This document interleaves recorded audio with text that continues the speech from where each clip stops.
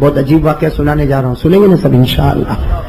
اور اس واقعے کے بعد ہمیں فیصلہ کرنا پڑے گا, ہمارے نبی سے بڑھ کر اللہ کی قسم کوئی نبی. کیا واقعہ معلوم؟ سننا واقعہ. عرب میں ایک جگہ ہے جس کا نام ہے نجد. کیا نام ہے؟ عرب میں ایک جگہ ہے جس کا نام ہے نجد. اس زمانے میں اس کو نجد کہتے تھے. آج اگر آپ نقشے پہ چلے جاؤ تو اسی جگہ کو ریاض کہتے ہیں. معلوم ہے نا سعودی میں ایک جگہ ہے ریاض, جو بلکہ سعودی کی راجدھانی. بھائی سعودی کی راجدھانی کیا ہے؟ ریاض. اس کو آج عربی میں کہتے ہیں منطقۃ الریاض. عربی میں کہتے ہیں منطقۃ الریاض, ہم لوگ اسے کہتے ہیں سعودی کی راجدھانی ریاض. اس زمانے میں اسی علاقے کو کیا کہتے تھے؟ نجد. نجد میں ایک آدمی رہتا تھا جس کا نام لکھا ہے ابن فاتک. کیا نام لکھا ہے؟ نجد میں یعنی آج کے زمانے میں کیا کہتے ہیں؟ ریاض. آج تو بڑا ایئرپورٹ ہے, ریاض تو راجدھانی ہے, وہاں بڑے بڑے پلین لینڈ ہوتے ہیں. تو وہ جگہ کو پہلے نجد کہا جاتا تھا. وہاں ایک آدمی رہتا تھا جس کا نام کیا تھا؟ ابن فاتک. بالکل دوپہر کا وقت تھا اور ابن فاتک کو پتا چلا کہ تیرے 100 اونٹ جو جنگل میں چرنے کو گئے تھے وہ گم ہو گئے. تیرے 100 اونٹ جو جنگل میں چرنے کو گئے تھے گم ہو گیا. وہ نجد میں رہتے تھے. کون؟ کیا نام؟ ابن. ساتھ میں بولو کیا نام؟ ابن. وہ جنگل میں, وہ نجد میں رہتے تھے. ان کو پتا چلا کہ میرے 100 اونٹ جو روزانہ جنگل میں چرنے کو جاتے تھے اور رات ہوتی تھی تو چر کے, لیکن آج خبر ملی کہ وہ 100 کے 100 اونٹ کیا ہو گئے. ابھی کسی کے 100 اونٹ گم ہو جائے تو ٹینشن میں آ جائے. وہ ابن فاتک بھی ٹینشن میں آ گئے اور نکلے, اکیلے نکلے, جنگل میں نکلے اور اپنے اونٹوں کو ڈھونڈنا شروع کیا. ارے 10 اونٹ ادھر مل گئے, 10 اونٹ ادھر سے مل گئے, 10 اونٹ ادھر سے مل گئے. کرتے کرتے رات کا وقت آیا اور 100 اونٹ مل گئے. بولو الحمدللہ, 100 اونٹ مل گئے. لیکن وقت کون سا آ گیا؟ رات کا. اور یہ اپنے گھر سے جا کے کہاں پہنچ گئے ہیں؟ جنگل میں, نجد کے جنگل میں, یعنی ریاض کے جنگل میں پہنچ گئے. لیکن 100 اونٹ الحمدللہ مل گئے. 100 اونٹ کو باندھا. لیکن اب جنگل اور رات کا وقت, اور اس زمانے میں یہ دستور تھا کہ اگر رات ہو جائے اور جنگل میں ہو جائے تو اس زمانے جاہلیت میں لوگ کیا کہتے تھے؟ ہاتھ اٹھا کر کہتے تھے یہ جنگل کا جو سب سے بڑا جنات ہے میں اس کی حفاظت میں آتا ہوں. یہ جنگل کا جو سب سے بڑا جنات ہے اس کی حفاظت میں آتا ہوں. 3 مرتبہ بولنا پڑتا, یہ جنگل کا جو سب سے بڑا جنات ہے میں اس کی حفاظت میں آتا. یہ زمانے جاہلیت میں ہوتا تھا. اب یہ آدمی کا نام کیا ہے؟ ابن فاتک. اونٹ مل گئے. کتنے اونٹ مل گئے؟ 100 اونٹ کو باندھ دیا. لیکن اب رات رہنا کہاں پہ؟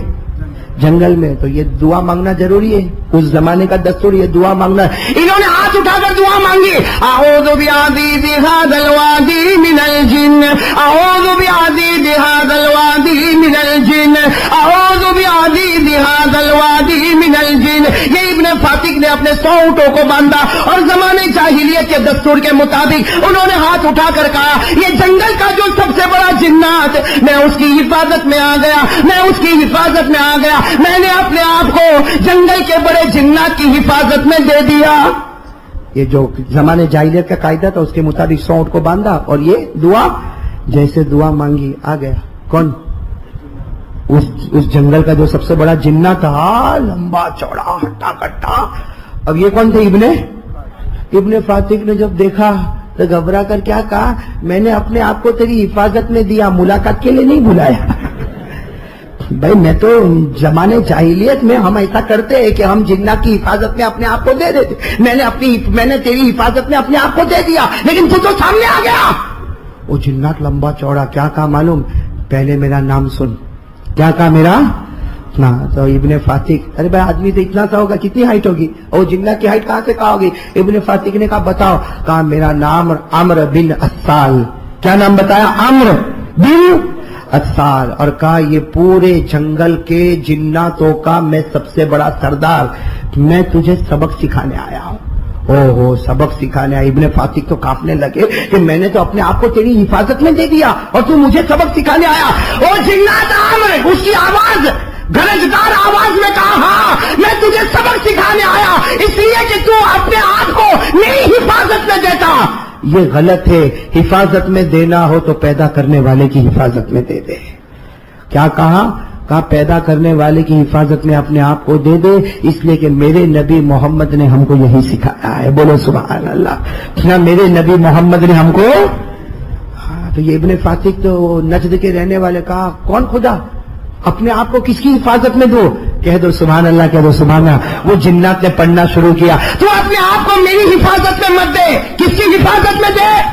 اللہ۔ کون اللہ؟ ابن فاتح نے کہا کون اللہ؟ وہ جنات نے اپنی آواز میں کہا، کہو سبحان اللہ، اپنی آواز میں کہا وہ اللہ هو اللہ الذی لا الہ الا هو عالم الغیب والشہادہ هو الرحمن الرحیم هو اللہ الذی لا الہ الا هو الملک القدوس السلام المؤمن المهيمن العزيز الجبار المتكبر سبحان الله عما يشركون هو الله الخالق البارئ المصور له الأسماء الحسنى يسبح له ما في السماوات والأرض وهو العزيز الحكيم۔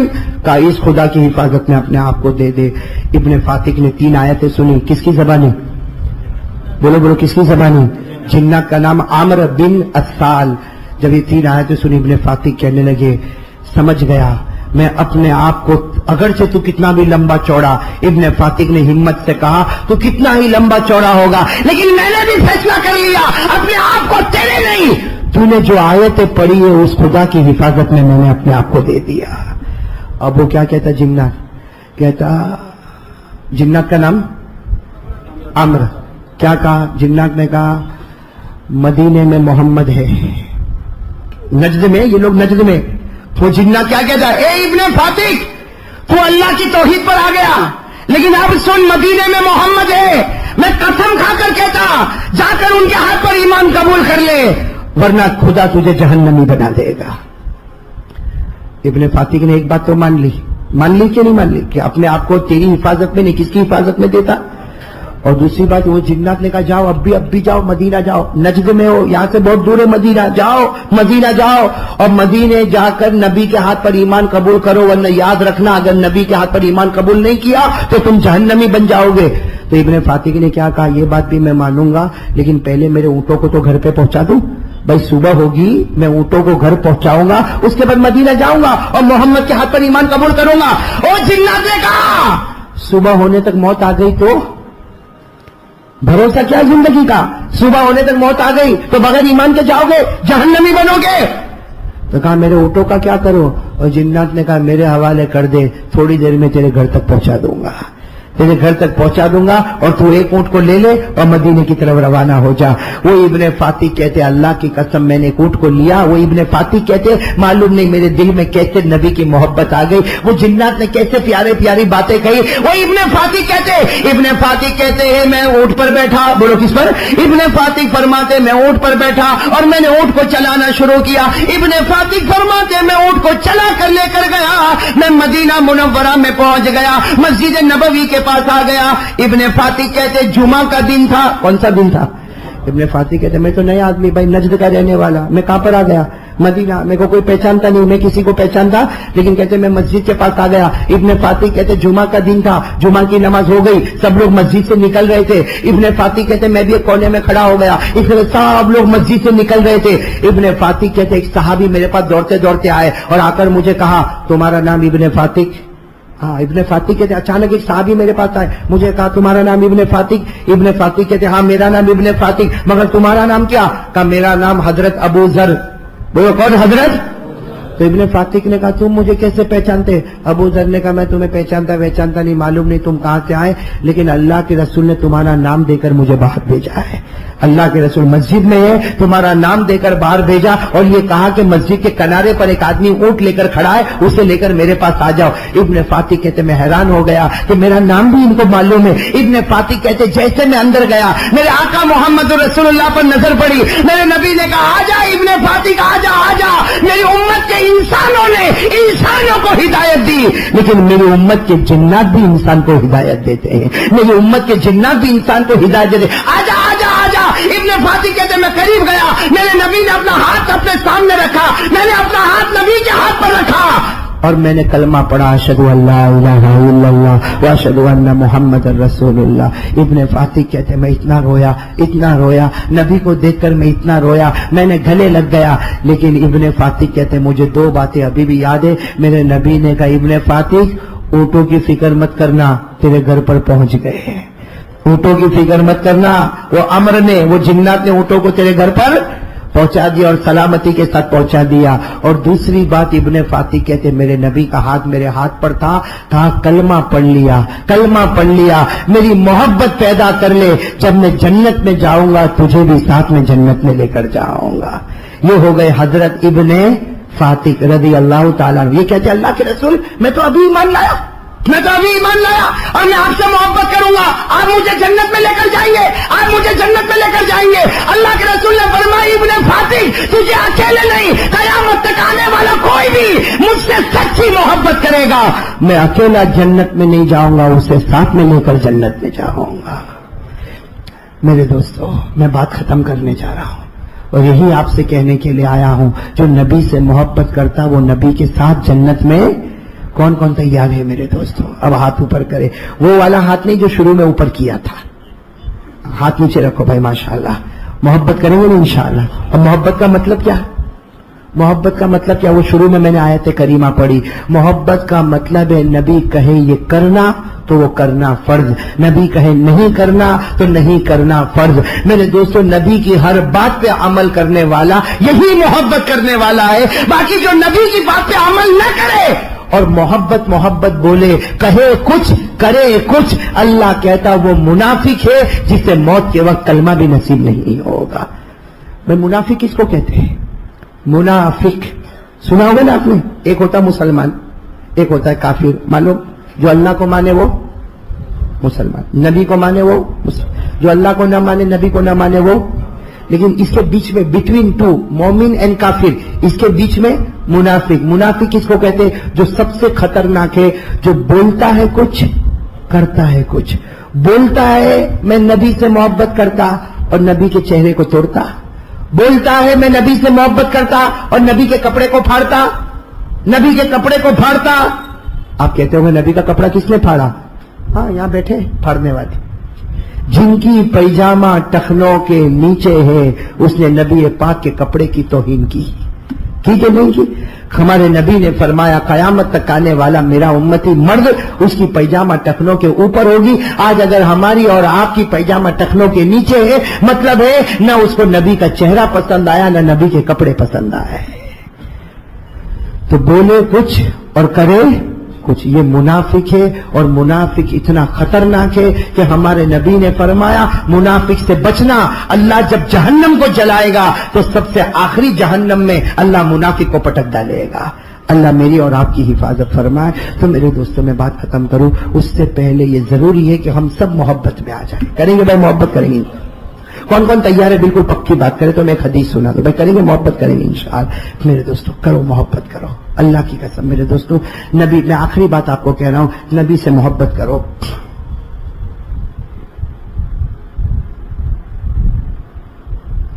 نبی سے محبت کرو میرے دوستو۔ میں ایک آخری بات آپ کو بتاؤں میرے دوستو، ہمارے آقا، بولو ہمارے آقا ایک مرتبہ رو رہے ہیں، میں آخری بات بتا رہا ہوں، ایک مرتبہ ہمارے نبی رو رہے ہیں، بہت رو رہے ہیں، اتنا روئے ہیں کہ ہمارے نبی کے آنکھ کے آنسو کے قطرے داڑھی کو چھوتے ہوئے زمین پر ٹپ ٹپ، آپ چٹائی پر بیٹھے تو چٹائی پر پانی کے گرنے کی جو آواز ہوتی نا ایسا ٹپ ٹپ آواز آتی۔ حضرت ابو بکر سامنے بیٹھے وہ بھی رو رہے، کسی نے حضرت ابو بکر کو کہا کیوں رو رہے ہو؟ کہا میرے کو نہیں معلوم میں کیوں روتا، میرے نبی روتے میں اس لیے میں روتا، میرے نبی روتے میں اس لیے۔ تو کسی نے کہا ابو بکر پوچھو تو صحیح کہ نبی کیوں روتے ہیں؟ حضرت ابو بکر نے بہت ہمت کر کے آہستہ سے کہا اللہ کے رسول کب سے رو رہے ہیں اور کتنا رو رہے ہیں، آخر آپ اتنا کیوں رو رہے ہیں؟ میرے دوست اندازہ لگاؤ، نبی آج ہم سے محبت کرنے والا روئے تو ہم کو درد ہوتا کہ نہیں ہوتا؟ وہ نبی روتے ہوں گے تو ابو بکر کا دل کیسا تڑپتا ہوگا۔ حضرت ابو بکر نے پوچھا میرے نبی کب سے رو رہے ہیں؟ گھنٹے ہو گئے، اب رو رہے اور کیوں رو رہے؟ ہمارے نبی نے کہا میں اس لیے روتا، مجھے وہ لوگ یاد آ گئے جو مجھ سے محبت کرتے ہیں، میں اس لیے روتا، مجھے وہ لوگ یاد آ گئے جو مجھ سے محبت کرتے، یعنی مجھے میرے احبہ یاد آ گئے، جو مجھ سے محبت کرنے والے ہیں وہ مجھے یاد آ گئے، اس لیے مجھے رونا آیا۔ تو حضرت ابو بکر نے کہا محبت جو آپ سے کرتے وہ آپ کو یاد آ گئے، تو محبت کرنے والا تو ابو بکر آپ کے سامنے بیٹھا ہے، عمر بیٹھے، عثمان وہاں بیٹھے، علی بیٹھے ہیں، صحابہ کرام کا مجمع بیٹھا، سارے محبت کرنے والے آپ کے سامنے بیٹھے ہیں، پھر رونا کس بات کا؟ بھائی محبت کرنے والے دور ہو جائے تو رونا آتا ہے، محبت کرنے والے بیٹھے ہو تو رونا تھوڑی آتا ہے۔ بھائی بات صحیح ہے نا، کسی کی بیوی چلی جائے تو رونا آتا ہے، بیوی ہو تو رونا آتا، کسی کی ماں مر جائے تو رونا آتا ہے، ماں زندہ سامنے بیٹھی ہو تو رونا۔ تو حضرت ابو بکر نے کہا سارے محبت کرنے والے آپ کے سامنے بیٹھے، پھر رونا کس بات کا؟ ہمارے نبی نے کہا میں تمہاری بات نہیں کرتا، بے شک تم مجھ سے محبت کرتے ہو، لیکن تم نے تو مجھے دیکھا ہے، تم نے مجھے دیکھا ہے، تم نے قرآن اترتے ہوئے دیکھا ہے، تم نے جبرائیل کو آتے ہوئے دیکھا ہے، تم نے مکہ اور مدینے کی زمین میرے ساتھ میں دیکھی ہے، تم جو مجھ سے محبت کرتے ہو، لیکن مجھے تو وہ لوگ یاد آ رہے ہیں۔ ہمارے نبی نے فرمایا مجھے تو اس وقت وہ لوگ یاد آ رہے ہیں جو میرے بعد دنیا میں آئیں گے، جنہوں نے مجھے دیکھا نہیں ہوگا، جنہوں نے میرے ساتھ مکے کی زمین میں رہے نہیں ہوں گے، جو میرے ساتھ مدینے میں رہے نہیں ہوں گے، جنہوں نے قرآن اترتے ہوئے نہیں دیکھا، جنہوں نے جبرائیل کو آتے ہوئے نہیں دیکھا، لیکن بغیر دیکھے وہ مجھ سے محبت کرتے ہیں۔ ہمارے نبی نے کہا ابو بکر مجھے وہ یاد آ رہے ہیں جو بغیر دیکھے مجھ سے محبت کرتے، اور ہمارے نبی نے فرمایا اللہ کی قسم ابو بکر قیامت میں پہلے ان کی سفارش کروں گا اور انہیں جنت میں پہنچا دوں گا۔ عمر، میں ذرا تھوڑا وقت لے رہا ہوں، حضرت عمر رضی اللہ تعالیٰ عنہ ایک مرتبہ بڑے امیر المومنین، بولو حضرت عمر امیر المومنین، حضرت عمر بیٹھے ہیں اور ایک بہت ایمرجنسی میٹنگ ہے، اور جس میں بہت سے ملک کے ایمبیسڈر لوگ آئے، بہت سے ملک کے بڑے لوگ آئے، تو حضرت عمر رضی اللہ تعالیٰ عنہ، حضرت عمر تو 22 لاکھ مربع میل پہ اکیلے حکومت کرتے تھے، اب حضرت عمر کا رعب اور دبدبہ، آپ بیٹھے سامنے سارے بڑے ملکوں کے لوگ آئے ہیں، تو حضرت عمر رضی اللہ تعالیٰ عنہ نے اپنے بیٹے کو بلائے، حضرت عبداللہ کو، کہا دروازے پر کھڑے رہنا، کسی کو انٹری، میٹنگ ہو رہی ہے، بہت بڑی کانفرنس ہے اور بڑے چانسلر لوگ آئے ہیں، اس لیے کوئی اندر نہ آئے۔ تو حضرت عبداللہ ابن عمر باہر کھڑے ہو گئے، کوئی بھی آئے نہیں، امیر المومنین سے بھی ملاقات نہیں ہوگی، کیونکہ امیر المومنین بہت بڑی میٹنگ میں ہے، اور یہ میٹنگ صرف دنیا کی نہیں ہے، امیر المومنین ان کو کلمے کی دعوت بھی دے رہے ہیں، بولو سبحان اللہ۔ تو کسی بار اتنے میں حضرت حسین آئے، کون آئے؟ حضرت حسین نے، اور کہا کہ مجھے اندر جانا ہے، امیر المومنین حضرت عمر کا کام ہے۔ حضرت عبداللہ ابن عمر تھوڑے گھبرائے، کہا میٹنگ ہو رہی ہے، منع کیا ہے آنے کو، لیکن پھر بھی آپ کو جانا ہے تو جاؤ، میں آپ کو نہیں روک سکتا، لیکن میٹنگ ہو رہی ہے، آپ کو جانا ہے تو جاؤ۔ تو حضرت حسین رضی اللہ تعالیٰ عنہ نے کہا کوئی بات نہیں، ابھی ظہر کی نماز کا وقت ہوگا تو آپ کے ابا آئیں گے، یعنی امیر المومنین آئیں گے، کوئی اتنا امپورٹنٹ کام نہیں ہے، ظہر کی نماز میں کام کر لیں گے، بھائی چلو ابھی صبح ہم جیسے کہے صبح 10-11 بجے کام نہیں ہوتا تو ظہر کی نماز میں کام کر لیں گے، یہ کہہ کر حضرت حسین بولو چلے گئے، اندر آئے، یہاں میٹنگ ختم ہوئی، حضرت عمر رضی اللہ تعالیٰ عنہ نے اپنے بیٹے کو بلایا، کوئی آئے تھے؟ کہا فلاں آئے تھے، ان کو بھیج دیا، پھر کہا حسین بھی آئے تھے، کہا حضرت حسین آئے تھے، پورے پسینے میں حضرت عمر، حضرت حسین آئے تھے، کیا کیا؟ کہا گئے، کہا بھیج دیا، کہا نہیں میں نے ان کو کہا تھا کہ اگر آپ کو جانا ہے تو جاؤ، لیکن انہوں نے کہا کوئی ضروری کام نہیں ہے، اور وہ چلے گئے، اور انہوں نے یہ کہا ہے کہ ظہر میں آ کے آپ کی ملاقات کریں گے، کہا حسین میری ملاقات کریں گے، حضرت عمر امیر المومنین کہتے حسین نبی کے نواز سے میری ملاقات کریں گے، کہا بیٹے آئندہ سے یہ بات مت کہنا، چلو میرے ساتھ میں۔ کہاں جا رہے معلوم؟ حضرت حسین کے گھر پر جا رہے، چلے جا رہے، جیسے حضرت حسین کے گھر پہ گئے، دروازہ کھٹکھٹایا، السلام علیکم، وعلیکم السلام، حضرت حسین باہر آئے، اے میرے پیارو، امیر المومنین حضرت عمر نے اپنا امامہ لیا اور ان کے پاؤں پہ رکھ دیا، اپنا امامہ اتار دیا اور ان کے پاؤں پر، حضرت حسین کے پاؤں، حضرت حسین کہتے ہیں امیر المومنین آپ عمر ہے، یہ ساری مارکیٹ دیکھ رہی ہے، میرا گھر بازار کے درمیان میں ہے، سارا مجمع دیکھ رہا ہے، حضرت عمر نے کہا جس کو دیکھنا ہو دیکھے، لیکن حق ہے کہ عمر کے سر پر جو امامہ ہے نا اس کی وہ شان نہیں ہے جو حضرت حسین کے قدم مبارک کی شان میں ہے۔ اور پھر جو کام تھا وہ کام خیر ہو گیا، جب باہر نکلے نا تو ان کے بیٹے تو ساتھ نہیں تھے، کون؟ حضرت عبداللہ کہنے لگے آپ حضرت حسین کیا اتنا احترام کرتے ہو، اتنا رسپیکٹ کرتے ہو کہ آپ جھک گئے، آپ نے اپنا امامہ ان کے پاؤں پر رکھ دیا اور جو انہوں نے مانگا وہ آپ نے دے دیا۔ حضرت عمر رضی اللہ تعالیٰ عنہ کی آنکھوں میں آنسو تھے، کہا بیٹا اب یہ سب غلطی مت کرنا، کہا تیرے نانا محمد نہیں ہے، ان کے نانا محمد ہے. بولتے جاؤ صلی اللہ. حضرت عمر رضی اللہ تعالیٰ عنہ نے جو جملے فرمائے، اتنے پیارے جملے فرمائے کہ تم حضرت حسین کے بارے میں سوال کرتے ہو. ارے حسین کے نانا محمد الرسول اللہ ہے، تیرے نانا محمد الرسول اللہ نہیں. ان کی نانی حضرت خدیجۃ الکبریٰ ہے، تیری نانی خدیجۃ الکبریٰ نہیں. ان کی ماں فاطمہ ہے، تیری ماں فاطمہ نہیں. ان کی خالہ رقیہ، کلثوم اور زینب ہے، تیری خالہ بنات نبی نہیں ہے. پھر حضرت عمر نے کہا اے بیٹے یاد رکھنا، وہ شہزادہ ہے اور ہم غلام زادے ہیں. وہ شہزادہ ہے اور ہم. تو حضرت عمر کے قدم بھی حضرت حسین کے سامنے لڑکھڑا جاتے تھے اور کہتے تھے کہ حسین کا مقام بہت اونچا ہے. اب میں آپ سے پوچھ رہا ہوں، کربلا کے میدان میں حضرت حسین گئے؟ آواز نہیں آ رہی آپ کی، پورا مجمع بولے گا گئے؟ شہید ہوئے؟ آج بھی زندہ ہے. ارے بولو، ہمارا یقین ہے. بولو حضرت حسین آج بھی صرف زندہ نہیں ہے، صبح ہوتی ہے، شام ہوتی ہے، حضرت حسین رضی اللہ تعالیٰ عنہ کی قبر میں جنت کا دسترخوان بچھایا جاتا ہے. حضرت حسین بعد میں شہید ہوئے، لیکن قرآن نے تو پہلے کہہ دیا. پڑھو میرے ساتھ میں پڑھو، جتنے حافظ ہوں گے سب پڑھیں گے. اللہ نے فرمایا وَلَا تَحْسَبَنَّ الَّذِينَ قُتِلُوا فِي سَبِيلِ اللَّهِ أَمْوَاتًا بَلْ أَحْيَاءٌ عِندَ رَبِّهِمْ يُرْزَقُونَ.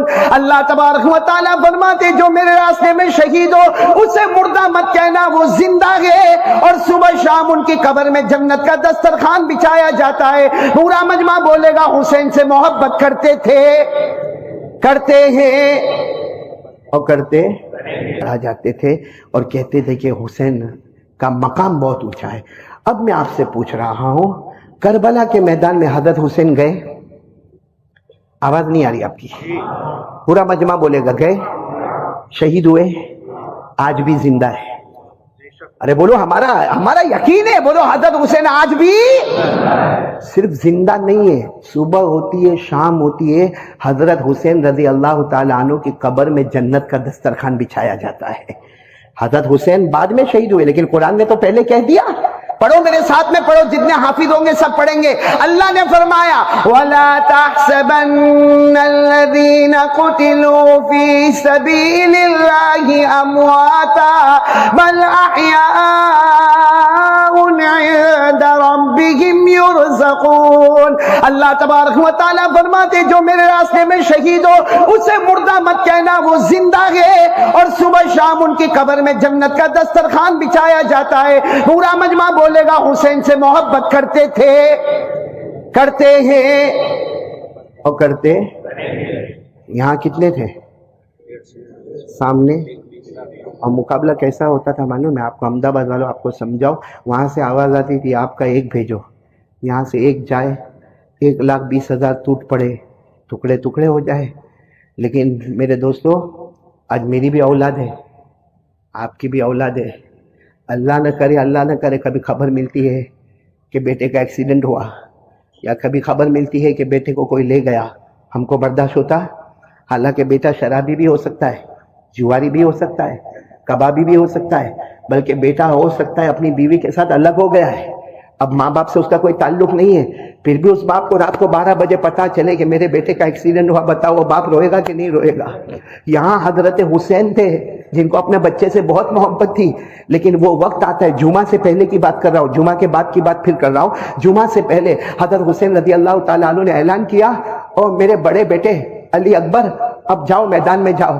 میرے پیارو، جس ابا کو معلوم ہو کہ میرا بیٹا جائے گا اور واپس میں نہیں آئے گا، معلوم ہے، کیونکہ جو گئے وہ واپس نہیں آئے، اور علی اکبر بھی واپس نہیں آئیں گے. لیکن آپ کو معلوم ہے جب حضرت علی اکبر یعنی حضرت حسین کے بیٹے کتنا ہم روئے، ہم کو سمجھ میں نہیں آتا، لیکن وہ جب اپنے گھوڑے پر بیٹھے تو حضرت حسین نے فرمایا آجا بیٹا، میں تیری پیشانی چوم لوں، اور بیٹا ہمت سے جانا، ب نانا جان کے حوض کوثر پر تیری اور میری ملاقات ہو جائے گی. میرے دوستو، وہ بڑے بیٹے گئے اور شہید ہو گئے. بولو شہید ہو گئے. انا للہ و انا الیہ راجعون. اور جب وہ بڑے بیٹے کے جنازے کو لایا گیا، ان کے بدن مبارک کے ٹکڑے لائے گئے، ابھی تو حضرت حسین اپنے آپ کو کنٹرول کرتے کہ پیچھے سے کہیں رونے کی آواز آئی. ارے کون رو رہا، کون رو رہا؟ خیمے میں گئے. بعض تاریخ میں لکھا ہے کہ حضرت حسین کے چھوٹے بیٹے علی اصغر یا تو ان کی دودھ پینے والی عمر تھی یا 2 سال کی عمر تھی، مگر پانی نہیں ملا تھا۔ تو حضرت حسین رضی اللہ تعالیٰ عنہ خیمے میں گئے، اپنے بیٹے کو ایسے گود میں اٹھایا اور گود میں اٹھا کے آگے دوڑتے گئے، دشمنوں کے قریب پہنچ گئے اور جا کر کہا سنو سنو، تم کو مجھ سے دشمنی ہے نا، آپ لوگ مجھے پانی نہیں دو گے نا، آپ لوگوں کا معاملہ میرے ساتھ میں نا، یہ 2 سال کا بچہ یا دودھ پیتا بچہ، اس کا آپ سے کیا مطلب ہے؟ ابھی تو آپ کہہ رہے تھے سامنے سے ایک تیر آتا ہے، آ کر بچے کے دماغ پر لگتا ہے، وہ بچہ بھی اللہ کو پیارا ہو جاتا ہے۔ میرے پیاروں، آپ تھوڑی دیر کے لیے سوچو، وہ 2 جنازے رکھے ہوئے 2 بچوں کے، اور حضرت حسین وہ دونوں جنازوں کے پاس بیٹھ کر کہتے ہیں اے میرے بچوں، یہ مت کہنا کہ تمہارا ابا تم سے محبت نہیں کرتے تھے، میں تم سے بہت پیار کرتا تھا، تمہارا ہنسنا، تمہارا رونا، تمہارا بولنا سب مجھے یاد ہے، لیکن حضرت حسین کی زبان مبارک سے نکلا بچے میں کروں تو کیا کروں، سب گوارا ہوتا ہے، مگر میرے نانا جان کی شریعت کو توڑا جاتا یہ مجھے گوارا۔ اب وقت ہوا جمعہ، کون سا وقت آیا؟ لیکن جمعہ تو ہونے والی نہیں، جمعہ ہونے کے لیے شہر ہونا ضروری ہے، اور کربلا تو اس وقت شہر بھی نہیں تھا، گاؤں بھی نہیں تھا، ایک میدان تھا، تو کون سی نماز ہوگی؟ آپ نے اعلان فرمایا ظہر کی نماز کی تیاری کرو، اور مسافر تھے تو کتنی رکعت پڑھنا ہے؟ 2 رکعت پڑھنا ہے۔ آپ نے اعلان کیا، مجمع تیار ہو گیا، آپ نے ایسے وقت میں ظہر کی نماز پڑھائی، اور ظہر کی نماز پڑھانے کے بعد اتنا روئے، کس کے سامنے؟ کیونکہ اللہ کہتا ہے کوئی بھی پریشان حال ہوگا تو کس کے سامنے روئے گا؟ اللہ کے سامنے۔ بھائی ہے نا، ہم بھی تو پریشان ہو تو کس کے سامنے روئے؟ اب حضرت حسین کا رونا بھی تو بڑا عجیب رونا ہوگا، جس کو قرآن کریم نے جو منظر کھینچا ویسے منظر پر فٹ ہو گئے۔ امن یجیب المضطر اذا دعا ویکشف السوء ویجعلکم خلفاء الارض۔ حضرت حسین رضی اللہ تعالیٰ عنہ زار و قطار اللہ کے سامنے روئے۔ جب دعا مکمل ہوئی تو حضرت حسین نے کیا فرمایا؟ سننا برابر، کہا وہ خیمے میں جاؤ، وہاں ایک کپڑا ہے، بہت لمبا چادر ہے، لمبی چادر ہے، وہ لے کر آؤ۔ جب وہ چادر آئی تو حضرت حسین نے وہ چادر کو ایسے اپنے ہاتھ میں رکھا، کتنی مرتبہ چوما، اور اس کے بعد اپنے بدن مبارک سے لگایا اور کہا تم کو معلوم ہے یہ میری ماں فاطمہ نے کسی زمانے میں بنایا تھا، یہ چادر میری نہیں ہے۔ بولو کس کی ہے؟ میری ماں۔ کون ماں؟ فاطمہ۔ پھر اس کے بعد میں آپ نے کہا وہ جو خیمہ ہے نا وہاں سے تلوار لے لو، تو کسی نے کہا نہیں آپ اچھی تلوار لے کر جائے، ابھی آپ میدان میں جا رہے ہیں، اچھی تلوار لے کر جائے، وہ تلوار کی انی ٹوٹی ہوئی ہے۔ آپ نے فرمایا وہی تلوار لاؤ، مجھے اس وقت تلوار سے مطلب نہیں ہے، وہ تلوار میرے ابا شیر خدا حضرت علی رضی اللہ تعالیٰ عنہ کی تلوار ہے۔ پھر آپ اندر گئے، سب نے کہا آپ کہاں جا رہے ہیں؟ کہا خاموش رہو۔ آپ اندر گئے، ایک کالا امامہ، یہ تو ہمارا بہت چھوٹا امامہ، ایک بڑا کالا امامہ لے کر آئے، اور آ کر معلوم نہیں کتنی مرتبہ اس کو چوما، اپنے گالوں سے لگایا اور کہا تمہیں نہیں معلوم یہ میرے نانا جان محمد الرسول اللہ صلی اللہ علیہ وسلم کا امامہ۔ ارے میرے پیاروں، کپڑے پر جو بدن پر کپڑا مبارک ہے وہ ماں حضرت فاطمہ الزہرا کا ہے، ہاتھ میں تلوار ہے وہ شیر خدا حضرت علی کی ہے، امامہ نانا جان محمد الرسول اللہ۔ حضرت مولانا ابوالکلام آزاد اپنی کتاب میں لکھتے ہیں حضرت حسین میدان میں گئے اکیلے، 3.5 گھنٹے تک مقابلہ کیا ہے، 1 لاکھ اور یہ 3.5 گھنٹے تک مقابلہ کیا، سر سے لے کر یہ ہونٹ تک، ہونٹ سے لے کے سینے تک، سینے سے لے کر ناف تک، کہا جاتا ہے کہ 72-73 تلوار اور خنجر کے زخم لگے ہوئے۔ اور پھر کیا ہوا؟ اب سننا وقت، آپ نے تلوار ایسے زمین پہ، اب تک مقابلہ کر رہے تھے 3-3.5 گھنٹے، پورے خون میں لت پت ہو گئے، آپ نے تلوار ایسے زمین پہ رکھی۔ تلوار زمین پر رکھنے کا مطلب ہوتا ہے کہ ہم ہار گئے، تو سامنے اعلان ہو گیا کہ حسین ہار گئے، حسین ہار گئے، تلوار زمین پہ رکھی، آپ کھڑے ہو گئے، آپ نے کہا نہیں، یہ مت کہنا کہ نبی کے نواسہ ہار گئے، میں نے تلوار اس لیے زمین پر نہیں رکھی، مقابلہ ہوگا، میں نے تلوار اس لیے زمین پر رکھی قد حان وقت صلاۃ العصر، عصر کا وقت ہو گیا ہے۔ بولو کون سی نماز کا وقت ہو گیا ہے؟ آپ کو معلوم ہے کتابوں میں لکھا ہے، جب آپ نے کہا نا کہ عصر کا وقت ہو گیا تو اندر سے آواز آئی، کیونکہ حضرت حسین نے فرمایا عصر کا وقت ہو گیا، میں پڑھوں گا، آپ بھی کلمہ پڑھو۔ اور حضرت حسین کی زبان مبارک سے بالغ ہونے کے بعد سے کبھی میری نماز قضا نہیں ہوئی ہے، میں نماز پڑھوں گا، آپ لوگ بھی نماز پڑھے۔ سامنے سے آواز آئی، پڑھ لو، ہم کو ضرورت نہیں ہے۔ کیا آواز آئی؟ پڑھ لو ہم کو۔ یہ آواز تو احمد آباد میں بھی آتی ہے۔ پھر حضرت حسین کی ٹیم میں کیسے ہو گئے؟ یہاں کتنے بیٹھے ہوں گے نالائق، غدار، نمک حرام دھوکے باز جو کہتے ہوں گے کہ ہم حسین میں ہیں اور آج فجر کی نماز نہیں پڑھے ہوں گے. آج تو یہ حضرت حسین کو دھوکہ نہیں دے رہے ہم لوگ؟ کیونکہ حضرت حسین نے تو تلوار رکھ دی اور کیا کہا. اور آپ کو معلوم ہے حضرت حسین رضی اللہ تعالیٰ عنہ نے کیا فرمایا؟ مجھے پانی دے دو نا. ارے مجھے پانی کہا، کیوں پانی؟ کہا پانی مجھے پینا نہیں، آپ لوگوں نے پینے سے منع کیا نا، جان جائے گی اللہ کے راستے میں، لیکن کم سے کم اتنا پانی تو دے دو، میں میرے کپڑے سے خون کو صاف کر لوں، میرے بدن کو صاف کر لوں، میں وضو کر لوں. تو سامنے سے آواز آتی پانی بھی نہیں ملے گا. تو حضرت حسین آسمان کی طرف دیکھ کر مسکرا کر کہتے مت دو پانی مت دو، میرا اللہ کہتا ہے مٹی سے تیمم کر کے نماز پڑھ لو. ہے نا قرآن میں، ہے نا یہ قرآن میں. پانی نہیں ملے تو کیا کرنے کا؟ نہیں بولو نا کیا کرنے کا. فَإِن لَمْ تَجِدُوا مَاءً فَتَيَمَّمُوا صَعِيدًا طَيِّبًا فَامْسَحُوا بِوُجُوهِكُمْ وَأَيْدِيكُمْ. اللہ تبارک و تعالیٰ فرماتے پانی نہ ملے تو پاک مٹی سے تیمم کر. حضرت حسین میدان کربلا کی، اور تیمم میں بہت آسان ہے، نیت کر لی تیمم کی. نمبر 2 یوں ہاتھ رکھا، یوں چہرے پر پھیر دیا، پھر یوں ہاتھ رکھا اور یوں ہاتھ پر یوں اور یوں ہو گیا. اللہ اکبر. بولو کون سی نماز شروع ہوگی؟ کیونکہ اب مجبور ہے، خون بھلے ہے لیکن نماز تو پڑھنا ہے. آپ نے نماز شروع کر دی، اللہ اکبر، پھر رکوع میں گئے اللہ اکبر، پھر قومے میں آئے سمیع اللہ لمن حمدہ، پھر پہلے سجدے میں گئے اللہ اکبر. جہاں پہلے سجدے میں گئے وہ دشمنوں نے، میرے پیاروں میں قسم کھا کر کہتا ہوں، یہ احمد آباد کی مسجد میں، فیضان کی مسجد میں، میرے لیے کہنا آسان ہے لیکن جس پر گزرتی ہے، کیونکہ وہاں سے دشمنوں میں یہ فیصلہ ہوا کہ حملہ کر دو. ایک دشمن 2 تلوار لے کر، کتنی تلوار لے کر؟ 2. حضرت حسین تو سجدے میں، سبحان ربی الاعلیٰ سبحان ربی الاعلیٰ سبحان ربی الاعلیٰ. ایک دشمن آتا 2 تلوار لے کر سیدھے ایسے آپ کے کندھے مبارک پر اتنا زور کا حملہ کرتا، آپ کے دونوں کندھے مبارک الگ ہو جاتے ہیں اور آپ ایسے ایسے زمین پر پلٹ جاتے.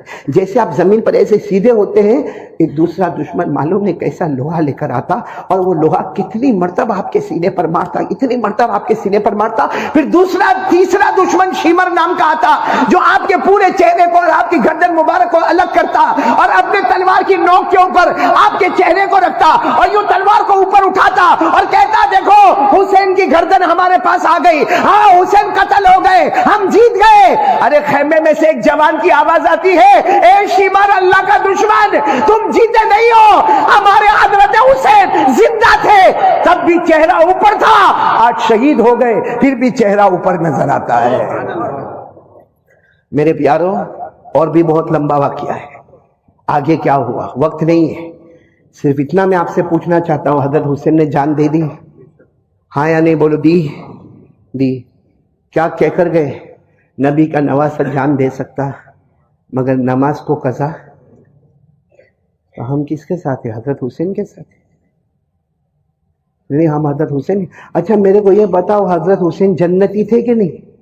ایک مرتبہ ابھی آپ خطبے میں سنو گے، ایک مرتبہ ہمارے آقا محمد رسول اللہ صلی اللہ علیہ وسلم نے فرمایا سب جنت میں جائیں گے، جوان بن کے جنت میں جائیں گے، اور جب سارے امتی جنت میں آ جائیں گے پھر جنت کے سردار آئیں گے، جوانوں کے سردار. تو صحابہ کرام نے پوچھا وہ کون ہے؟ ہمارے نبی نے فرمایا قال رسول اللہ صلی اللہ علیہ وسلم سیدہ شباب اہل الجنہ الحسن والحسین رضی اللہ تعالی عنہما، او کما قال رسول اللہ صلی اللہ علیہ وسلم. ہمارے نبی فرماتے جب سارے لوگ جنت میں جائیں گے، جنت کا دروازہ کھلے گا اور جنت کے جوانوں کے سردار حضرت حسن اور حضرت، مطلب ان کو تو جنت کا سرٹیفکیٹ مل گیا تھا.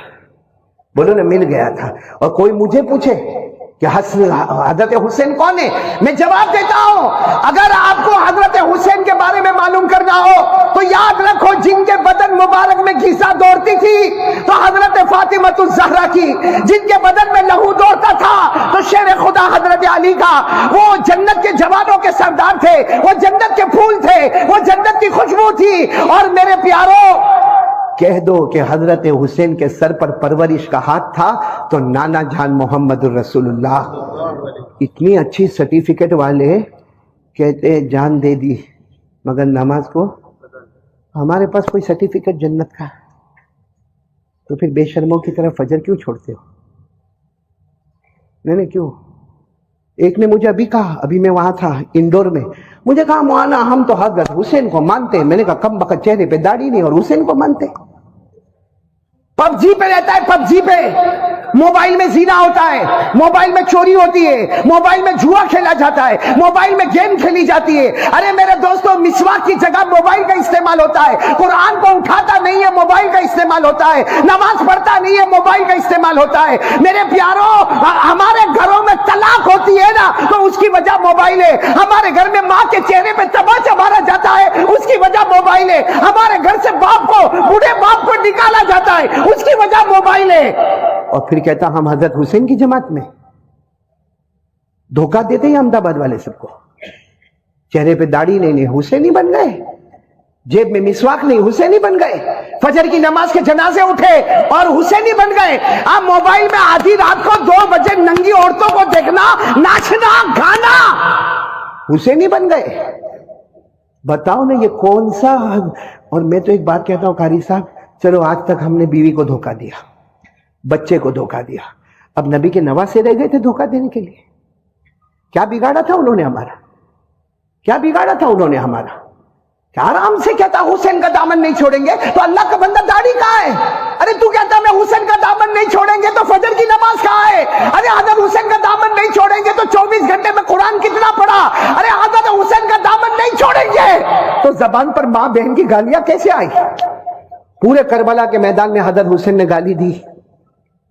ارے بولو نا, گالی دی تو ہماری زبان پر کہا قدم قدم پہ تیری ماں تیری بہن. یہ کیا ہے, یہ ہے کیا مجھے بتاؤ. ہاں, یہ موبائل پورا دن موبائل, پورا دن موبائل. ابھی یہاں جمعہ کی نماز ہوگی نا, کتنے ایسے ہوں گے جو سنت نفل نہیں پڑھیں گے. یوں مسجد کے باہر نکلا, یوں جیب میں ہاتھ, کیوں کیا ہوا, کروڑوں کا رولنگ کرتا ہے کیا. اور پھر کیا کرے گا معلوم, یوں موبائل دیکھے گا, کسی کا میسج آیا, پنچات کرنے کا موقع مل گیا. اور اگر نہیں آیا ہوگا نا میسج تو بیٹھے بیٹھے شروع کریں. کیا ہے میرے پیاروں, جمعہ کا دن ہے, ایک تسبیح بتاتا ہوں, پڑھیں گے میرے, بولو نا پڑھیں گے. جمعہ کی نماز کے بعد 100 مرتبہ پڑھنے کا سبحان اللہ العظیم و بحمدہ. بس کتنا آسان ہے جمعہ کی نماز کے بعد. کیونکہ یہ ٹائم ابھی ملے گا, پھر سیدھے آئندہ ہفتے, اور آئندہ ہفتے کے بیچ میں کون مر جائے گا معلوم نہیں, بلکہ ابھی بھی کون جیے گا کون مرے گا کچھ معلوم نہیں. لیکن ہر جمعہ کی نماز کے بعد 100 مرتبہ سبحان اللہ العظیم و بحمدہ. ہمارے نبی فرماتے 100 مرتبہ پڑھ لے, اللہ تیرے 1000 گناہ معاف کرے گا اور تیرے ماں باپ کے 24000 گناہ معاف کرے گا. پڑھیں گے, بولو پڑھیں گے انشاءاللہ.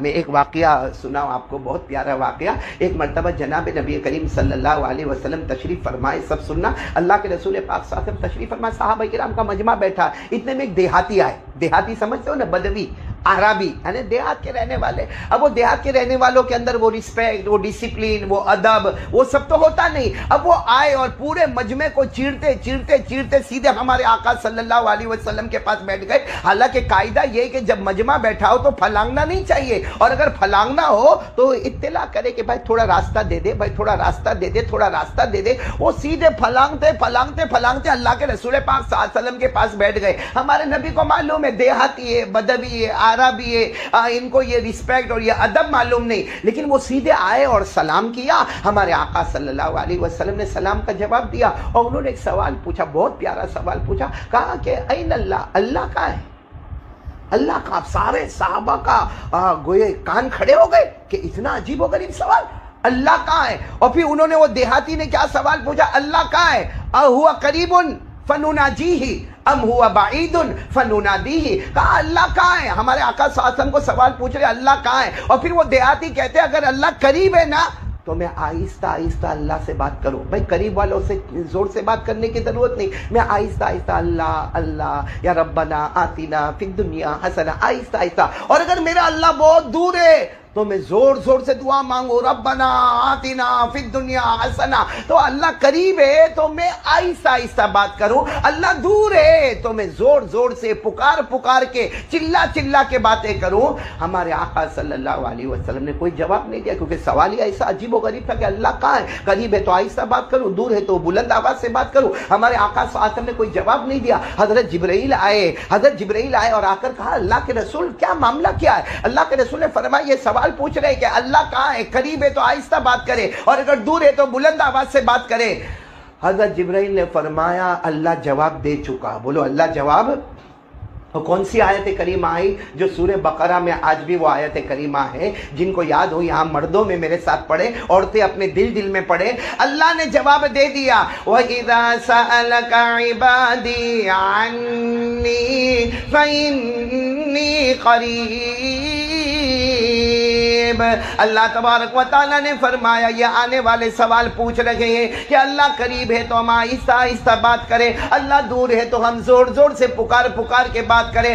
اللہ نے فرمایا میرے محبوب اگر میرے بندے میرا ایڈریس پوچھے، اگر میرے بندے میرا پتہ پوچھے تو میرے سارے بندوں کو کہہ دینا فَإِنِّي قریب، کہ میں بہت قریب ہوں۔ بولو میں بہت۔ پھر ایک سوال ہوا کہ اللہ قریب تو ہے مگر کتنا قریب ہے؟ کیونکہ دیکھو میں یہاں بیٹھا ہوں، یہ ہمارے حافظ الماس یہاں بیٹھے، ہم دونوں بہت قریب بیٹھے، یا آپ سب بیٹھے، آپ لوگ بھی میرے قریب بیٹھے، تو اللہ کتنا قریب ہے؟ یعنی 1 قدم قریب ہے، 2 قدم قریب ہے، 3 فاصلہ قریب ہے، 4 فاصلہ قریب ہے، اللہ کتنا قریب ہے؟ تو فوراً اللہ تبارک و تعالیٰ نے دوسری آیت کریمہ دی وَنَحْنُ أَقْرَبُ إِلَيْهِ مِنْ حَبْلِ الْوَرِيدِ۔ اللہ جل جلالہ عما نوالہ نے فرمایا میرے بندوں کو بتا دو میں قریب ہوں، اور کتنا قریب ہوں؟ تیرے دل میں، تیرے ہارٹ میں، تیرے سینے میں جو دھڑکنے والی رگیں ہیں، جس پر تیری جان کا دار و مدار ہے، تیرے سینے میں جو تھر تھر کرنے والی، دھڑ دھڑ کرنے والی جو رگیں ہیں، وہ تجھ سے اتنی قریب نہیں جتنا پیدا کرنے والا اللہ تجھ سے قریب ہے۔ پھر ایک سوال ہوتا اللہ اتنے قریب ہے، لیکن اللہ کسی بڑے کے پاس جاؤ تو اپوائنٹمنٹ لینا پڑتا ہے نا، کسی بڑے کے پاس جاؤ تو وقت لینا پڑتا ہے، کسی بڑے کے پاس جاؤ تو ٹائم لینا پڑتا ہے۔ اللہ تیرے پاس بھی تو ٹائم لینا ہوگا، وقت لینا ہوگا، اپوائنٹمنٹ لینا ہوگا کہ کب آئے۔ اللہ نے اتنا پیارا جواب دیا میرا بندہ یہ مت پوچھ کہ اپوائنٹمنٹ کیا ہے، یہ بتا تو کب آنے والا ہے، میں نے تو دن اور رات 24 گھنٹے اپنا دروازہ کھلا رکھا ہے۔ اللہ نے فرمایا اجیب دعوت الداعی اذا دعان فلیستجیبوا لی ولیؤمنوا بی لعلہم یرشدون۔ اللہ تبارک و تعالیٰ فرماتے یہ مت پوچھ کہ میرے پاس وقت کون سا، یہ مت پوچھ کہ میرے پاس آنے کا ٹائم کون سا۔ اللہ فرماتے 24 گھنٹے لیل و نہار، رات و دن میں جو حالت میں میرے پاس آئے گا، اللہ فرماتے تیری ہر مراد کو پورا کروں گا۔ تو میری ماں بہنیں سب سے پہلے یقین بنا لو کرنے دھرنے والا کون؟ اللہ آپ بھی ساتھ میں کہیں کرنے دھرنے والا کون؟ اب میں آتا ہوں اس ٹاپک پر جو ابھی راستے میں انہوں نے میرے کو دیا۔ کمال تو کیا ہے معلوم ہے کہ 10 منٹ پہلے تو ٹاپک ملتا ہے، آدمی بھی کیا کرے۔ اب یہ کہتا ہے بہت دن سے پوسٹر میں آ گیا، پر میرے پاس موبائل ہوئے تو پوسٹر دیکھو نا، میرے پاس اتنا چھوٹا سا وہ موبائل ہے، تم لوگوں کے پاس ہے بڑا ہے، میرے کو دے دینا ہدیہ ودیہ کرنے کا ہوئے تو بھائی۔ لیکن چلو یہاں معاملہ آتا میاں بیوی کا۔ دیکھو میں ایک بہت پتے کی بات بتاتا ہوں کیونکہ یہاں بھی بہت سارے شوہر بیٹھے ہیں۔ میاں بیوی کی زندگی میں اگر لطف، میاں بیوی کی زندگی میں اگر سکون، میاں بیوی کی زندگی میں اطمینان، سب سے پہلے یہ میں بتاؤں کہ شادی کیوں کروائی جاتی ہے، شادی کیوں کروائی جاتی ہے؟ کیوں کوئی باپ اپنی لڑکی کو کسی اور کے گھر پر بھیجتا ہے؟ اور جب وہ لڑکی دوسرے کے گھر پر جاتی ہے نا تو ظاہری بات ہے اس کے لیے پورا گھر ایک اجنبی گھر ہوتا ہے، کیونکہ آج تک اس نے اپنی ماں کو دیکھا، اب ساس کو دیکھنے کا، آج تک اپنے ابا کو دیکھا، اب سسر کو دیکھنے کا، آج تک اس نے اپنے بھائی بہنوں کو دیکھا، اب دیورانی اور جیٹھانی کو دیکھنے کا، دیور اور جیٹھ کو دیکھنے کا۔ اور سب سے بڑا معاملہ اس کا ایک اپنا شوہر ہے. اب یہاں کا کھانے پینے کا طریقہ اور ہے, یہاں اٹھنے بیٹھنے کا طریقہ اور ہے, یہاں کپڑے رہنے سہنے کا طریقہ اور ہے, یہاں بیماری ہو تو معاملہ اور ہے, گھر میں بیماری ہو تو معاملہ اور ہے. لیکن یہ نکاح کیوں اللہ تبارک و تعالیٰ نے یہ نکاح کیوں کروائے؟ آخر ایک باپ اور ایک ماں اپنے لختے جگر, اپنے نور نظر کو کیوں دوسرے کے گھر میں بھیجتے ہیں؟ تو اس کا جواب قرآن پاک نے دیا کہ نکاح کا مقصد ہے, بولو نکاح کا مقصد ہے سکون. بولو نکاح کا مقصد ہے سکون. اللہ تبارک و تعالیٰ نے فرمایا ہم نے نکاح کیوں کروائے ہیں؟ بولو نکاح کیوں کروائے ہیں؟ سکون کے لیے. اللہ تبارک و تعالیٰ نے قرآن پاک میں صاف فرمایا لِتَسْكُنُوا إِلَيْهَا وَجَعَلَ بَيْنَكُمْ مَوَدَّةً وَرَحْمَةً إِنَّ فِي ذَلِكَ لَآيَاتٍ لِقَوْمٍ يَتَفَكَّرُونَ. اللہ تبارک و تعالیٰ فرماتے مجھے بھی معلوم ہے ایک باپ اور ایک ماں اپنی بیٹی سے بہت محبت کرتے ہیں, لیکن بیٹی کو دوسرے کے گھر کے حوالے کرتے ہیں, اس کا سارا رہنا سہنا بدل جاتا ہے. اللہ فرماتے اس کی وجہ ہے سکون. بولو اس کی وجہ ہے سکون. لیکن آج ہمارے یہاں معاملہ الٹا ہو گیا ہے کہ کتنے لوگ ہوں گے نا ایسا بولیں گے او شادی سے پہلے بہت اچھا تھا, اب شادی کے بعد تو کائے کا سکون, ٹینشن ٹینشن ٹینشن. تو آج میں میری ماں اور بہنوں اور بیٹیوں کو جن کی شادی ہونے والی ہوگی دعا کرو کہ اللہ آسانی عطا فرمائے, اور جن کی ہو گئی ہے اللہ میاں بیوی میں خوب محبت پیدا فرمائے. لیکن کہنا یہ ہے کہ سب سے پہلی چیز جو آج 90% بلکہ 99 کا تو بھی غلط نہیں ہوگا, یہ ہماری ماں بہنیں نہیں کرتی ہے. اگر یہ پہلا کام کرے نا اللہ کی طرف سے غیب کی مدد آوے اور گھر میں سکون آ جائے. وہ کیا ہے؟ اپنے شوہر کی برائی کرنا بند کرتے ہیں. اپنے شوہر کی آج ایک عورت کی عادت ہے, جہاں گھر میں کچھ جھگڑا ہوا, بھائی گھر ہے نا جھگڑا ہوگا, اور گھر میں جوائنٹ فیملی ہے تو اور زیادہ جھگڑا ہوگا. کہاں جھگڑا ہوا بھائی, گھر میں جھگڑا ہوا, برداشت کر لے, صبر کر لے, غصہ پی لے.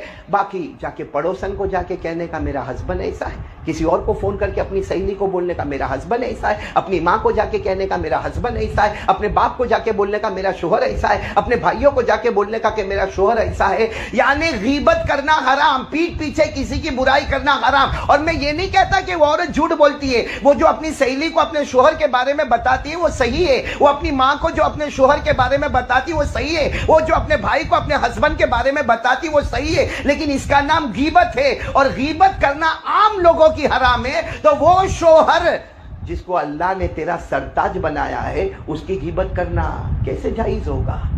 اور یہ غیبت اتنا خطرناک گناہ ہے کہ ہمارے آقا صلی اللہ علیہ وسلم نے فرمایا الغیبت اشد من الزنا, غیبت کرنا, پیٹھ پیچھے برائی کرنا یہ زنا سے بدتر ہے. تو جس گھر میں زنا سے بدتر گناہ آتا ہوگا وہ گھر میں پھر میاں بیوی میں سکون کہاں سے آئے گا؟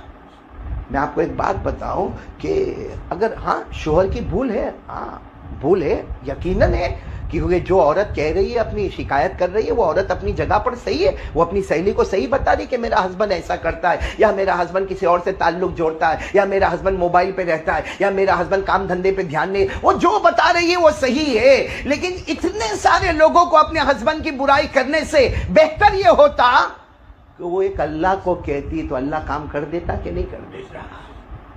آپ کو ایک عجیب بات بتاؤں, حضرت عمر, ان کا رعب اور دبدبا تو سب کو معلوم ہے, کتنا رعب تھا حضرت عمر کا, کتنا دبدبا تھا. حضرت عمر کو پتا چلا کہ فلاں محلے میں گھر ہے, اور وہ گھر میں جو ایک آدمی رہتے ہیں وہ حضرت عمر کے خاص دوست تھے. بولو حضرت عمر کے خاص دوست تھے, اور ماشاءاللہ نمازوں میں آتے ہیں, ماشاءاللہ رمضان میں رہتے ہیں, اور ماشاءاللہ حضرت عمر کے آگے پیچھے رہتے ہیں. لیکن پتا چلا کہ وہ دارو پیتے ہیں, وہ شراب پیتے ہیں. حضرت عمر رضی اللہ تعالیٰ عنہ نے کئی دن تک انکوائری بٹھائی. انکوائری بٹھانے کے بعد پتا چل گیا کہ اتنے بجے ان کے گھر میں دارو آتا ہے, شراب آتا ہے, اور ان کے گھر میں شراب پیا جاتا ہے. حضرت عمر رضی اللہ تعالیٰ عنہ نے سوچا کہ آج رات کو ان کو رنگے ہاتھ پکڑنا ہے. بولو حضرت عمر نے سوچا آج رات کو رنگے ہاتھ ان کو پکڑنا. اور حضرت عمر کے لیے کوئی مشکل نہیں تھا, لیکن حضرت عمر نے سوچا کہ اگر ڈائریکٹ میں دروازہ کھٹکھٹاؤں گا, ٹھک ٹھک ٹھک ٹھک دروازہ کھٹکھٹاؤں گا, اور باؤ پوچھیں گے اندر سے کون, اور میں باہر سے کہوں گا امیر المومنین عمر, تو اتنے میں تو شراب کے مٹکے چھپا دے گا, اتنے میں تو شراب کے مٹکے چھپا دے گا, تو رنگے ہاتھ تو پکڑا نہیں جائے گا. تو حضرت عمر نے پوری پلاننگ کی, رات کے سناٹے میں گھر کے پیچھے والی دیوار پہ چڑھے, اور دیوار پہ چڑھ کر اوپر کا چھت کھولے اور چھت کھولنے کے بعد سیدھے چھلانگ لگائے اور بالکل رنگے ہاتھ، ان کے ہاتھ میں شراب کے مٹکے تھے اور دوست احباب سب شراب پی رہے تھے، اور حضرت عمر ایسے جیسے آ گئے سیدھے، وہ سب کے سب کانپنے لگے، امیر المومنین امیر المومنین امیر المومنین عمر آ گئے، امیر المومنین عمر۔ اور حضرت عمر نے بڑے غصے میں، بڑے جلال میں، بڑے رعب اور دبدبے میں حضرت عمر نے کہا تم نمازیں پڑھنے آتے ہو نا، تم رمضان کے روزے رکھتے ہو نا، تم حج کرتے ہو نا، تم عمر عمر کر کے میرے آگے پیچھے ہوتے ہو نا، اور تمہارے گھر میں یہ شراب، یہ دارو کی محفل۔ سننا، حضرت عمر نے تو رنگے ہاتھ پکڑ لیا کہ نہیں پکڑ لیا؟ وہ جو شخص تھے ان کو پکڑ لیا، اور ان کے ہاتھ میں شراب کی بوتل بھی تھی، شراب کا گلاس بھی تھا، لیکن انہوں نے کانپتے کانپتے کیا کہا، عمر امیر المومنین ایک بات کہوں؟ حضرت عمر نے کہا کہو۔ کہا میری ایک غلطی ہے، میں کیا کر رہا ہوں؟ ارے بولو نا، میں کیا کر رہا ہوں؟ شراب پی رہا ہوں، میری غلطی۔ لیکن عمر تمہاری 3 غلطیاں ہوئی، آپ امیر المومنین، آپ بہت بڑے ہیں، لیکن پھر بھی میں آپ کو بتاؤں کہ میری ایک ہوئی ہے، آپ کی کتنی ہوئی ہے؟ حضرت عمر رضی اللہ تعالیٰ عنہ چوکے، کہنے لگے میں نے کون سی غلطی کی؟ ارے رنگے ہاتھ تجھے دارو پیتا ہوا پکڑ لیا، شراب پیتا ہوا پکڑ لیا، میں نے کون سی غلطی کی؟ او شخص نے کہا آپ کہاں سے آئے؟ بولو نا، کہاں سے آئے؟ چھت سے آئے۔ اللہ قرآن میں کہتا ہے دروازے سے آؤ، قرآن میں کہیں اللہ نے یہ نہیں کہا کہ چھت پھاڑ کے آؤ۔ پوچھو اللہ قرآن پاک میں فرماتا وَأْتُوا الْبُيُوتَ مِنْ أَبْوَابِهَا، اللہ تبارک و تعالیٰ فرماتے کسی کے گھر میں جاؤ تو بولو کہاں سے جاؤ؟ اب جیسے میرے کو یہاں پر بلایا، میں سیدھے یہ دروازے سے آیا، ایسا تو نہیں کہ پیچھے والی کھڑکی سے آیا یا پیچھے کوئی سیڑھی لگائی اور وہاں سے آئے، بھائی سیدھی بات ہے، قاعدہ قانون ہے، دروازے سے آؤ۔ وَأْتُوا الْبُيُوتَ مِنْ أَبْوَابِهَا، اللہ کہتا دروازے سے آؤ۔ تو وہ شخص کہتے ہیں عمر آپ امیر المومنین ہیں، لیکن آپ کی پہلی غلطی ہے کہ آپ پیچھے دیوار چڑھے، چھت کو پھاڑے اور پھر آپ میرے پاس آئے۔ کیا اللہ اس کا حکم دیتا ہے کہ چھت کو پھاڑ کے کسی کے گھر میں جاؤ؟ حضرت عمر نے کہا غلطی تو ہو گئی۔ کہا یہ تو ایک ہے، دوسری بھی غلطی ہوئی۔ حضرت عمر نے کہا وہ کون سی غلطی ہوئی؟ کہا سلام کیا کیا آپ نے؟ آپ تو ڈائریکٹ آئے اور چلانا شروع کر دیا، آپ نے سلام کیا کیا؟ حالانکہ قرآن کہتا ہے جب گھر میں جاؤ تو، ارے بولو نا، گھر میں جاؤ تو سلام کرو، بلکہ کہا کہ کسی اور کے گھر میں جاؤ تو پہلے اجازت لو۔ آپ نے اجازت لی؟ ارے بولو آپ نے اجازت لی؟ نہیں۔ آپ نے سلام کیا؟ نہیں، جبکہ قرآن کہتا ہے اجازت بھی لو اور سلام بھی کرو۔ یا ایھا الذین آمنوا لا تدخلوا بیوتا غیر بیوتکم حتی تستأنسوا وتسلموا علی اہلها ذلکم خیر لکم ان کنتم تعلمون۔ اللہ تبارک و تعالیٰ 18ویں پارے میں فرماتے ایمان والو کسی کے گھر میں جاؤ پہلے اجازت لے لینا، اس کے بعد سلام کرنا۔ اس شخص نے کہا میں نے ایک غلطی کی کہ میں نے شراب پیا، آپ کی یہ دوسری غلطی ہو گئی۔ پہلی غلطی تو آپ دروازے سے نہیں آئے، نمبر 2 نہ آپ نے اجازت لی اور نہ آپ نے سلام کیا۔ حضرت عمر نے کہا یہ بھی غلطی ہوئی۔ کہا ایک اور غلطی ہوئی۔ کہا کیا؟ کہا کسی کے گناہ کو تلاش کر کر کے آنا نہیں چاہیے۔ اگر آپ کو معلوم ہے کوئی گنہگار ہے، اللہ سے مانگو کہ اللہ اس کا گناہ چھڑا دے، آپ کو تلاش کر کے آنا نہیں چاہیے۔ حالانکہ اگر ہم غور کریں تو اس میں حضرت عمر غلطی پر نہیں تھے، کیونکہ آپ امیر المومنین تھے، آپ کی ذمہ داری تھی کہ کون علاقے میں کیا ہوتا ہے، کون سے علاقے میں دارو آتی، کون سے علاقے میں شراب آتا، کون سے، لیکن پھر بھی کہا، انہوں نے کہا کہ تیسری غلطی کسی کے گناہ کو ڈھونڈنا نہیں چاہیے۔ قرآن کریم نے صاف منع کیا کہ گناہ کو بھی نہیں ڈھونڈنے کا اور پیٹھ پیچھے کسی کی برائی بھی نہیں کرنے کا۔ اللہ نے فرمایا وَلَا تَجَسَّسُوا وَلَا يَغْتَبْ بَعْضُكُمْ بَعْضًا، کسی کے گناہوں کو ڈھونڈنا نہیں چاہیے۔ آپ گناہ ڈھونڈتے ڈھونڈتے آپ میرے گھر تک آ گئے۔ حضرت عمر رضی اللہ تعالیٰ عنہ نے اس شخص سے معافی مانگی کہ میں مان گیا، تیری ایک غلطی ہے، میری 3 غلطی ہے، میں یہاں سے جاتا ہوں۔ حضرت عمر رضی اللہ تعالیٰ عنہ دروازے سے چلے گئے۔ اب دیکھو چونکہ یہ گناہ چھپا دیا گیا، بولو گناہ چھپا دیا گیا، یعنی غلطی کو چھپا دیا گیا۔ حضرت عمر رضی اللہ تعالیٰ عنہ چلے گئے، بولو حضرت عمر رضی اللہ تعالیٰ عنہ چلے گئے۔ ایک لمبا زمانہ گزر گیا، اس کے بعد ایک دن حضرت عمر بیٹھے تھے، وہی شخص سامنے آئے، بولو وہی شخص، کون؟ جو وہ آئے سامنے آئے اور آ کے ایسے حضرت عمر کے گلے لگے، بھائی معانقہ کیا کھڑے ہو کر۔ حضرت عمر نے معانقہ کرتے کرتے کان میں کہا، اے بھائی اس دن میں آیا تھا، تم شراب پیتے تھے، میرے اللہ کی قسم میں نے کسی کو بتایا نہیں، حالانکہ لوگ تمہارے بارے میں پوچھتے ہیں، لیکن میں نے کبھی کسی کو بتایا نہیں کہ میں نے تم کو رنگے ہاتھ پکڑ لیا تھا کہ تم شراب پی رہے تھے. تو وہ شخص بھی معانقہ کرتے کرتے بہت روئے. کہا اللہ کی قسم اس رات کے بعد سے میں نے شراب کو کبھی اپنے منہ پہ بھی نہیں لگایا. یہ کیوں ہوا؟ ایسا کیوں ہوا؟ یہ گناہ کیوں چھوٹ گیا؟ کیونکہ حضرت عمر کا اس میں بہت بڑا کمال ہے کہ آپ نے گناہ کو دبا دیا تو اللہ نے بھی فرمایا کہ جاؤ میں نے اس گناہ کو ختم ہی کر دیا. تو آج میں ہماری ماؤں سے، بہنوں سے، بیٹیوں سے جو شادی شدہ ہے ان سے تو بہت خاص طور پر، اور جن کی شادیاں ہونے والی ہیں ان سے، کہ دیکھو گنہگار سب ہوتے ہیں، ہمیں اللہ سے مانگو نا، اللہ سے مانگو، اللہ سے مانگو. بلکہ میں تو ایک بات کہتا ہوں، اللہ سے مانگو. ایک آیت قرآن میں ایسی ہے کہ اس کو پڑھنے کے بعد پھر اللہ سے مانگو. اللہ کے دربار میں دیر ہوگی مگر اللہ کی قسم اندھیر کبھی. وہ کون سی آیت ہے؟ بس ہماری ماں بہنوں کو وہ آیت یاد کرنا چاہیے، کیونکہ حالات تو سب کے اوپر آتے ہیں. سب کو اپنے شوہر سے کمپلینٹ ہوتی ہے، سب کو اپنی ساس سے کمپلینٹ ہوتی ہے، سب کو اپنے سسر سے کمپلینٹ ہوتی ہے. اور ہوتا بھی ایسا ہے، ساس سسر کا بھی معاملہ ایسا ہوتا ہے کہ نہیں؟ اللہ ساری ساسوں کو ہدایت دے بھائی. اللہ سارے ہوں گی نا، یہاں ساس بھی تو بیٹھی ہوگی نا. تیری شادی ہو گئی؟ یہاں بغیر شادی والے کو میرے پاس لانے کا ہی نہیں. یہ دائیں دیکھو تو اس کی شادی نہیں ہوئی، سامنے دیکھو تو اس کی شادی. بھائی تمہاری ہوئی ہے؟ چلو اچھا ہو، ایک تو ایسا ملا.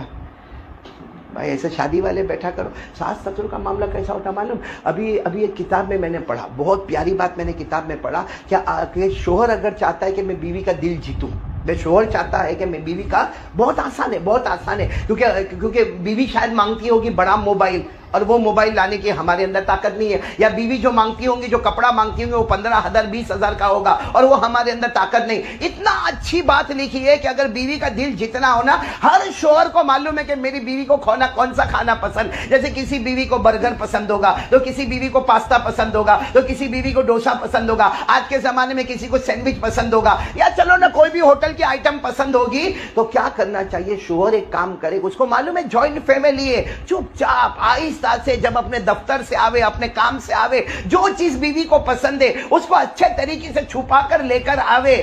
اور جب میاں بیوی اکیلے ملے اس وقت کہے کہ دیکھ میرے پاس اتنی طاقت تو نہیں کہ میں تیرے لیے بڑا موبائل لے کر آتا، میرے پاس اتنی کمائی نہیں کہ میں تیرے لیے اچھے سے اچھا کپڑا لے کر آتا، لیکن میری بیوی میں تجھ سے بہت محبت کرتا ہوں، تجھے یہ کھانا پسند ہے، دیکھ میں چپکے سے یہ کھانا لے کر آیا، میری ماں کو بھی نہیں معلوم، میرے ابا کو بھی نہیں معلوم، میرے بڑے بھائی کو بھی نہیں معلوم، یہ لے کر آیا. سچ بتاؤ بیوی کا دل خوش ہوگا کہ نہیں ہوگا؟ کہ بیوی کا دل اتنا خوش ہوگا کہ مجھ سے کتنی محبت کرتا ہے. اگر یہ اکیلے میں مجھے ملنا پسند کرتا ہے تو اکیلے میں میری جو تمنا ہے کھانے کی وہ بھی پورا کرنا چاہتا ہے. تو یہ سب سے اچھا طریقہ ہے بیوی کا دل بولو جیتنے کا. لیکن اس میں گڑبڑ کہاں ہو گئی معلوم؟ ایک جگہ پر میں نے کہا، پھر اس کے بعد میں تو میرے کو کہا مولانا کیا آپ نے کہا مصیبت کھڑی ہو گئی.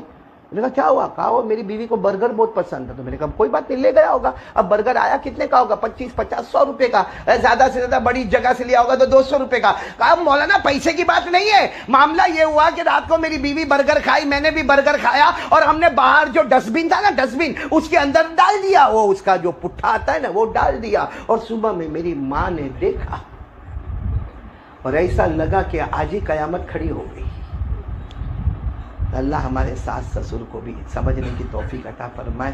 میاں بیوی کے محبت کو جتنا ہم بڑھا سکے بڑھائے، اللہ اتنی محبت ہم سے بڑھاتا رہے گا. تو خیر میں نے پہلی بات جو کہی نا وہ یہ کہ ہر بیوی یا ہر ہونے والی بیوی آج سے نیت کرے کہ میرے شوہر کی بھول ہے، غلطیاں ہے غلطیاں ہیں، کیونکہ ہماری بھی غلطیاں. جیسے حضرت عمر رضی اللہ تعالیٰ عنہ سامنے والے کے پاس گئے اور جا کر کہا اخطأت واحدۃ، تمہاری ایک غلطی ہے کہ تم نے شراب پی. انہوں نے سامنے کہا انت بثلاث، اگر میں ایک غلطی پر ہو تو عمر امیر المومنین تم 3 غلطی پر ہو. ہر ماں بہن اور ہر بیوی سوچے کہ میرا شوہر بے شک غلطی پر ہے، لیکن ہم بھی تو غلطی پر ہے، بلکہ شاید شوہر کی غلطی چھوٹی ہوگی اور ہماری غلطی بڑی ہوگی. کیونکہ کتنی ماں بہنیں فجر کی نماز ہی نہیں پڑھتی.